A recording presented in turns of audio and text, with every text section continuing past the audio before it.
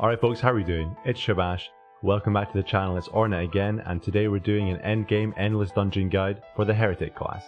If you've never tried an endless dungeon, it's actually one of the most fun pieces of content in the game, and it's also one of the most rewarding, as long as you can get, a reasonable distance inside, especially if you're wearing world farming gear like Band of Gods, Arisen Monster Tombs, and Arisen Witch's Staff. It's actually honestly going to be the best option for experience gain once you can reach above a certain threshold, especially if you've been in tier 10 for a little while and you've managed to accumulate some decent gear.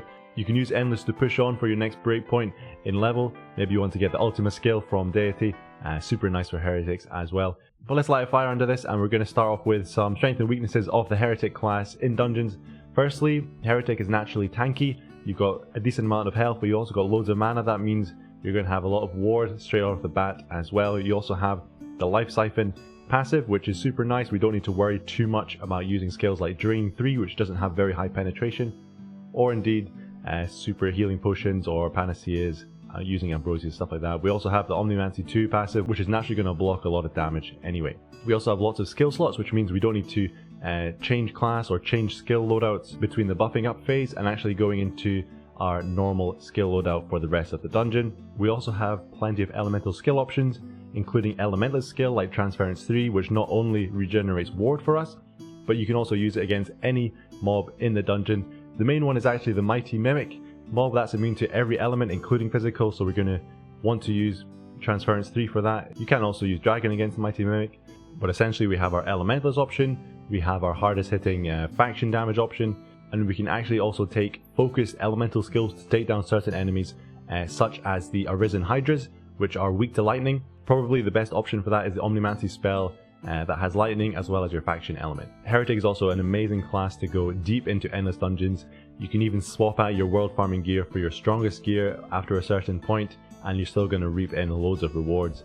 On the weaknesses side, it's actually quite difficult to come across a good experienced weapon. The Arisen Witch's Staff is much rarer drop than the Venin for attack based builds. We're also going to want to unlock a lot of other classes for their skills. We'll come on to that in a second. It also takes a little bit of time to get going, get down into Iconoclast range, but once you've buffed, etc., you're going to be low in mana, but it's also fairly easy to stay within Iconoclast range using just greater mana potions or greater elixirs. And also, as Heretic, the higher level you are, the better and the further you're going to be able to go in dungeons. Mainly for using skills like Ultima, you're going to be able to take down much tankier enemies, especially if they're weak to elements such as King Gradlin. Coming across a Berserk King Gradlin with hundreds of thousands of HP is not something to be taken lightly. So let's talk about gear, and of course the main reason we're going to be doing Endless is for the farming, for experience, for orns. So obviously you're going to want an Arisen Witch's Staff. If you haven't got an ornate one, you can probably get by with a high legendary. You can at least reach a certain threshold, and then you can switch to just your maximum damage weapon at a certain point. Similarly, we want to use our best Arisen Tombs if we're going after experience, or a Band of Gods. At some points as well, you might need to switch between your tombs into Band of Gods, and then after that switch into maybe status immunity accessories or higher stat accessories. For gear, we really want ward gear, because at certain points we're going to be taking some seriously large hits. That's just going to ruin our ward and cut through our health. So we want Old Northern Crown first up. Everybody can get this item. Just the common item is more than good enough, because it has an innate Ring of Night in it. We can prevent our magic from getting dropped. So stick Jewels of the End in there, or you can use the cheap 2% Ward Jewels. You can find them from jewelers. Those random jewels are good as well. Apollyon chest and legs. Obviously, if you've got an Arisen Certus cuirass, you can use that. Also recently, the Arisen Mammon gear has just been buffed. The chest slot now has ward on it. So if you missed out on Arisen Certus, you can farm Arisen Mammon. That has ward on the chest slot. Legs, you probably want Apollyon legs. We also get HP, mana and magic from our legs. You can use Fey Yeti coat as an option as well. And then in our shield, we're basically going to want our highest ward shield. Ideally, an Arisen shield or a high fallen shield are good. Other options, you can use Mighty Griffin shield. Not too bad to get dragon resistance against fallen Freya mobs in Endless. They're pretty savage. I'd always recommend a shield over any kind of scroll, because really ward is what's going to allow us to reach our further point in the dungeon and allow us to get more experience, more orns. Okay, let's talk about skills that we're going to want, and I'm going to explain why we want them. The first one is Divine Bastion. Ideally you get Divine Bastion 2 from Titan Guard, if not Divine Bastion 1 from Atlas Vanguard. This allows us to have 100% ward absorption, and this is really important. There's going to be a lot of damage incoming above certain floors. If you haven't unlocked those classes yet, you can get by with Ward of Ortonite. I still recommend trying to get as far as you can with just using Ward of Ortonite. Ward of Mithril, really, it's not going to be ideal at all. And then we need elemental resistances. So ideally we have Ward of Baylor 2 from the Gilgamesh class. That just procs the elemental resistances more often. You can use Ward of Baylor 1 from the next class, or even Ward of Anwin from the Arcanic class as well. There is the option to get elemental resistances from our pet. We'll come on to that in a second. But ideally you want all the elemental resistances, including Dark and Holy, because there are some certain hard-hitting mobs that do use Holy and Dark damage. Arcane as well is quite rare, but you know, it is in there. The Polygon chest has Arcane resistance on it. Then we want Fortified 3, you get this from the Majestic class. This allows us to build ward turns as fast as possible, gives us 7 turns of ward. If you don't have this, or you can't fit it into your skill loadout for whatever reason, then you can use Ward of Ortonite to build turns. Even if you're going to use Ward of Anwin to build up your elemental resistances, by the time you've procced all the elemental resistances, you're going to have lots of ward turns.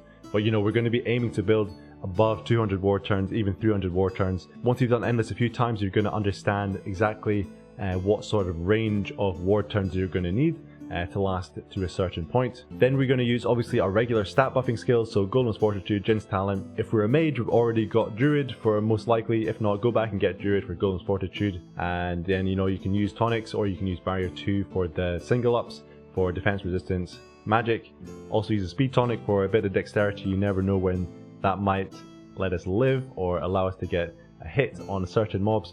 They get really seriously dodgy at certain points. If you've reached level 230, definitely get Gate of Snotra from the Beowulf class. We're going to want as much damage as possible, goes without saying. Also, 2 really useful skills are Stun Dart and Sleep Dart, which you get this from the tier 1 Thief class. A lot of the normal mobs that, you know, in regular gameplay you're not even worried about, in Endless become absolute beasts, and we can use status afflictions on them to stop them from using skills, but also allowing us to ensure that we actually hit them with damage. And then finally, Transference 3 is super good, super important. You find this from Arcanists in the wild. I recommend, as Heretic, you get this skill, god tier skill for PvP, for Endless, you know, for a lot of content as Heretic.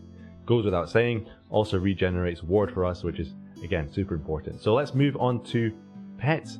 And what are our pet options as Heretic in Endless Dungeons? Well, firstly, we're going to want Chimera to get that Berserk 1 buff. It's only a 5% dot, and with Life Siphon, we're never really going to be bothered about it. And that's definitely not what's going to kill us in Endless, so definitely get Chimera. You don't have to use it for the entire dungeon. You can just use it to get that Berserk 1 buff and then swap the pet out after. And then other pets we're buffing are Cthulhu and Orichalcum Golem. Now this is mainly for the elemental resistances.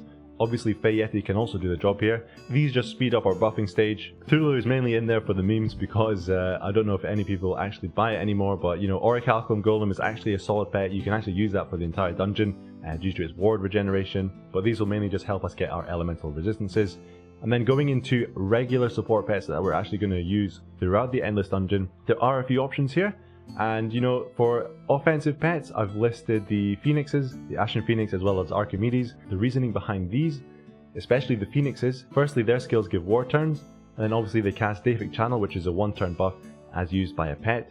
That can be really useful for speeding up our run through dungeons. You know, if it takes us 2 hits to normally kill certain mobs, if we've got Deific Channel up, likely it's going to take us 1 hit, and you know, just speed it up, speed it up. These go really well with Freya's Charms. Once you get past a certain threshold and you want to drop your Arisen Monster Tombs as well, you can switch in Freya's Charms. They're really good, go really well with the Phoenix pets. Archimedes in there for the memes mainly, but it's not too bad honestly. Then we've got the Fey Yeti, Orichalcum Golem. If you manage to pick up a Fey Yeti, awesome pet. Yes, you have the elemental resistances from Prison Wall, but also you have the Ward of Mithril, so you get a little bit of ward regeneration. You also get upkeep in ward turns, so you're not going to have to worry about it too much. It also casts the Fire and Storm immunity. That pairs really well with our Omnimancy 2 passive. Really going to stop a lot of incoming damage. Orichalcum Golem, another good option if you didn't pick up Fey Yeti. We get the elemental resistances, we get infinite ward turns, we also get a lot of ward regeneration. Super important, especially if you haven't found Transference 3 yet. You can go with this Ori Golem, pretty good for keeping our ward high. Then we go into the main support pets as options. You've got the Pale Dragon, obviously shouldn't need too much introduction. You have Dispel, you have Miracle for the temporary resistance and defense single ups. Dispel gets rid of a lot of status afflictions on us. We don't have Steadfast as Heretic, so these are really good options. And Fafnir and the Pegasus, they're in there as well because they can cast Dispel. Pegasus also gives you ward turns from a lot of its skills. And then finally, Greater Yokai is an option. Again, Greater Yokai kind of comes into his own the further into the dungeon you go, when you start to get worried about the normal mobs that can get status afflictions on them. Things like Fallen Arcanic, Fallen Freya, if they're not stunned or frozen, they can cause serious damage, take you out in one hit, especially if they're berserk. So in general, I recommend going with the Phoenixes if you've got them, or the main support pets like Pale Dragon and Fafnir, and Pegasus, sorry. But of course, the more endless dungeons you do, the more of a groove that you'll find for yourself, and you will get a pet preference for your playstyle. Alright, let's put all of that into action now and dive into an endless dungeon with Heretic. And we're going to start off, of course, with farming gear. I'm going to stick on my experience gear, even though I don't really need it. Obviously, one downside of endless is that you're not going to get any Godforge attempts. If you're building up experience from, level 2, 2.5, 2.30, you're probably not going to want or have gear that needs Godforge. It's generally an extra bonus. And you also do not have the opportunity to receive end of dungeon rewards, such as the fabled ornate Old Northern Crown or a second band of gods if you haven't got one already. You cannot get those in endless. Endless is purely about the experience and the extra orns. We're purely focused on progressing our character. However, that doesn't mean we don't get decent drops from certain mobs such as Baylor Gateways. We can get summoning scrolls, Arisen Fafnirs, plenty of them in endless. You can get good chances at finding better Arisen monster tombs, and that's about it. So let's fire in, let's see what we can find, and in this particular endless, and yeah. Alright, so first thing is make sure we get all our buffs on, like the Lucky Silver Coin, Lucky Coin, Experience Potion. You'll want to put a Dazzling Rod on as well, and obviously at this point, if you've got extra Hallowed Candles, welcome potions, and Shrines. If you use Shrines, you're going to double, and obviously if you've got Shrines, you're going to double what we find in this current dungeon. So I will just check what XP I've got, what orns we've got at the start of the dungeon. Okay, so going over the gear quickly, Old Northern Crown, as I said, then I'm taking Apollyon chest, Apollyon boots.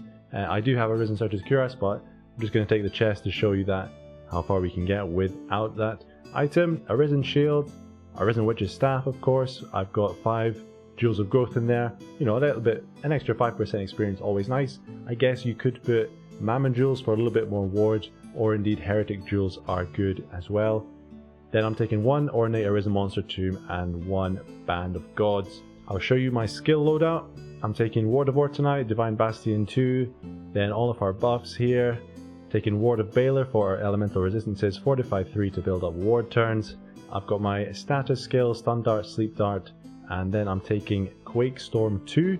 That again is specifically to take down any Arisen Hydras. I am Earthen faction, so I get an extra bit of faction bonus on top of doing the lightning damage there. I'm taking Terra Seal 2 from the Noble Gaia class. Pretty decent skill. I've got Transference 3. Taking Ultimate, I'll try not to use it very often. And then I'm using Tremor 6 as my main hard-hitting skill. I like Terra Seal 2 because it also gives it a couple of ward turns and regains a little bit of health. So it helps in upkeeping ward turns. Tremor 6 is going to be my main hard-hitting skill alongside Transference 3. You can use something like Magic Strikes to get through the early stages for cheap. So we're jumping into an endless, non-hard mode, make that be clear.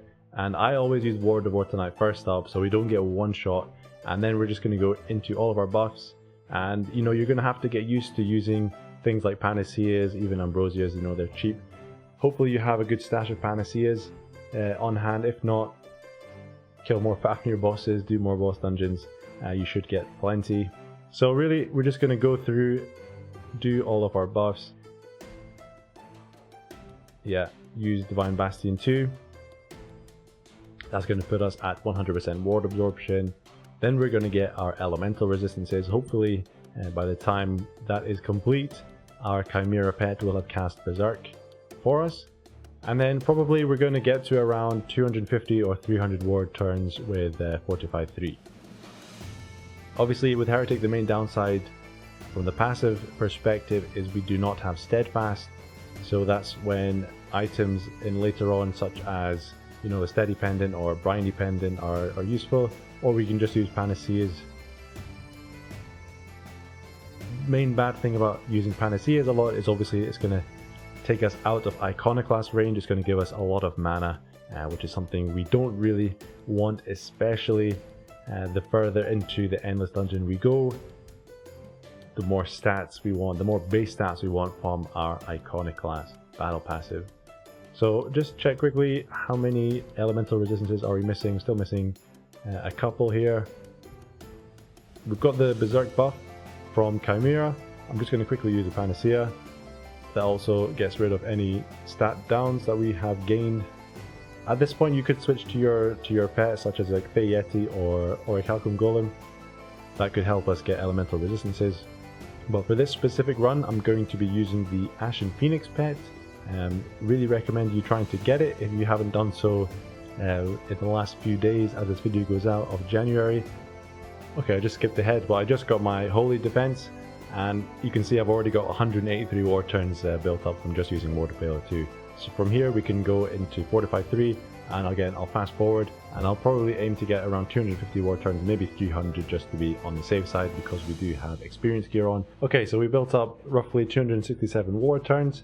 That's going to be fine for me for now because I'm going to be using Terraseal 2 on the beginning of this run to regain ward turns. And you know, just before we switch our pet, I'm going to make sure our ward is at the maximum level, go into Divine Bastion, get full ward back. And you just got to watch while you're buffing in this stage. Depending on what mob you get turn 1, you might actually want to take that mob down if it's really annoying. For example, that Ithra was putting us into freeze quite a lot. It was fairly annoying. Anyway, now we can swap our pet to our main pet for the run.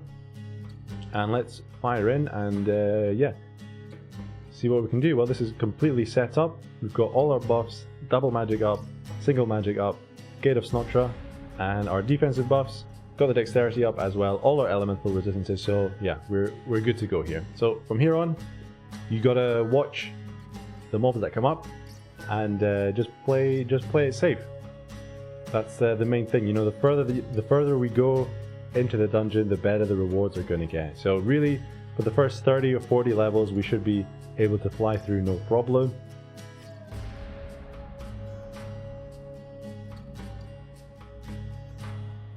And the one thing we want to do is to try and get down into Iconoclast range as soon as possible as well. So I was using a couple of Panaceas you saw me use, and I also used Ambrosias, and obviously having the Berserk buff and casting so many ward turns, we did get our health low a couple of times. You can use like X health potions. It's probably one point in the game they're actually useful for heretics, keeps our mana down low. But you know, we don't necessarily need Iconoclast for the first 30-40 floors anyway. You could at this point also use a high multi-tremor skill or multi-elemental skill. They tend to cost a little bit more mana. And this is when those seal skills are coming quite useful, because we're always going to gain one turn of ward for using it. Obviously we use up one turn to cast it. The skill itself does give 2 ward turns, and already the tier 10 bosses here are giving us about 1000 orns. But yeah, we're not really going to be worried about what kind of gains we're getting until roughly floor 60, 70, you know, that kind of range. So I will be speeding up certain parts of the run, I think. Right now we're just using Terraseal 2 really, get down into Iconoclast range.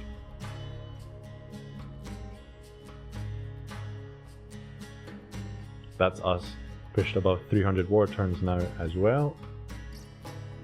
And okay, here we go, one Arisen Hydra. It's not a Berserk thankfully. I'm going to use my Omnimancy skill, and you can see we get the blue damage against it thanks to us having the lightning portion of the Omnimancy skill in there as well. Obviously if you're already in Stormforce, you can just use your relevant skill. It doesn't have to be Omnimancy, but Omnimancy skill is still very nice. If you take any hits to ward, always use Transference 3 to get your ward back up to maximum level. You never know what the next mob is going to be, what the next Berserk mob is going to be to really end your run prematurely. We don't necessarily want to do that.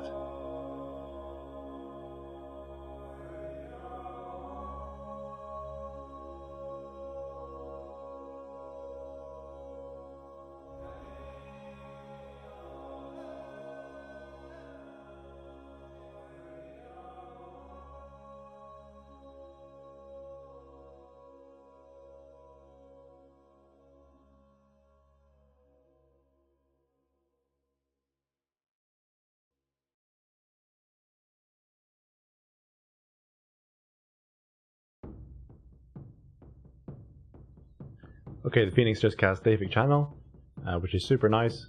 One of the reasons why I've got the pen out in the first place, and for mobs like Arisen Finfolk, we've gone from 2-shotting it to 1-shotting it.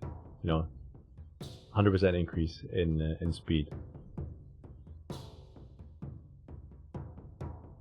No scroll.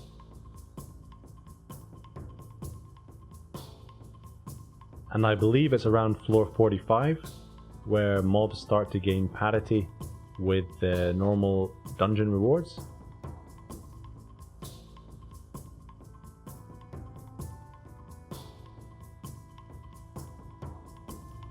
And then once we get to around 100 mana, that's when I like to use our potions. We can use greater elixirs or greater mana potions. Obviously, if you're taking out a smaller mana skill like magic strikes, you can go a little bit down, but you know, you want to keep a little bit of mana in the bank in case we need to use a harder hitting skill. But honestly, the greater mana potions, the greater elixirs are really a perfect size, giving 500 mana. Gives us roughly 10 turns, and we're deep into Iconoclast range here as well, so you know, they're absolutely ideal. Life Siphon has kept our health at max for the entire run until now. Not had to worry about it whatsoever. Yeah, the Tremor 6 is the large, 5 billion gold cost spells from the Arcanists at tier 10. They're definitely not necessary. You can see there's not that much of a difference between Terraseal 2 and Tremor 6. But you know, it is that extra bit of damage, can help you out later on in the run. If you've got a spare 5 billion gold lying around and you're a completionist, you may as well pick them up for this reason. Also try pick out the mobs you want to use your potions with. So for example, you want to use it against mobs which aren't going to one-shot you, like the Mighty Slime, or you know, any of the tier 9 mobs that aren't berserk. Especially for the first 150, 200 floors. Those are the moments you want to use mana potions.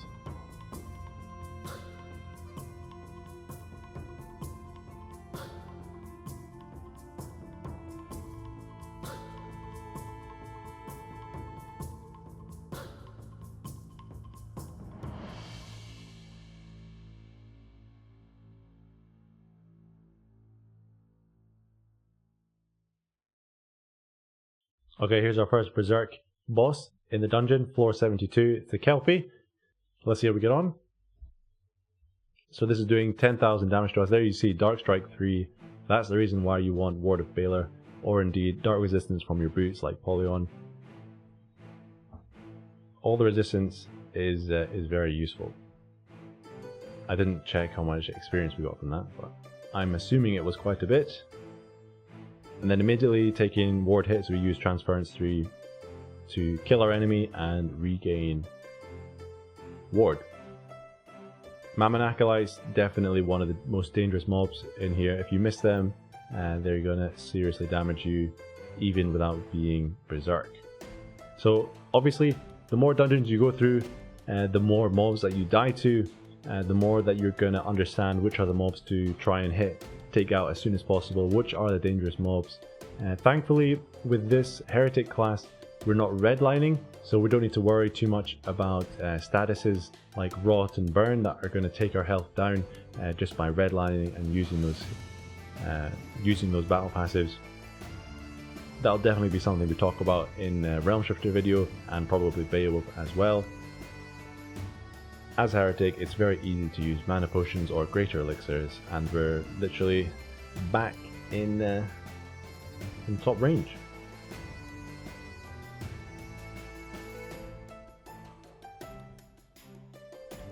So here we go, floor 80, and we get 50 million from Miss Anubis, also 5,000 orns.